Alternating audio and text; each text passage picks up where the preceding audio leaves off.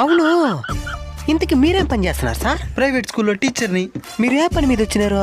ఇంట్లో చదివే పిల్లకాయలు ఎవరైనా ఉంటే మా స్కూల్లో జాయిన్ చేయించుకుందామని వచ్చిన. అవునా, స్కూల్ పేరేం పేరు? A to Z English medium school. బ్రాకెట్లో మొత్తం ఫ్రీయే. మొత్తం ఫ్రీయా? కానీ చిన్న చిన్న ఫీజులు మాత్రం కట్టుకోవాలా. ఏంది? వ్యాన్ ఫీజు ఎంత? ఎంత? 30,000. ఏంది 30,000 సింపుల్ గా చెప్పేసినావా? ఇక్కడ మేము ఒక రోజంతా గాడిదలా కష్టపడితే మాకు ఇచ్చేది 500.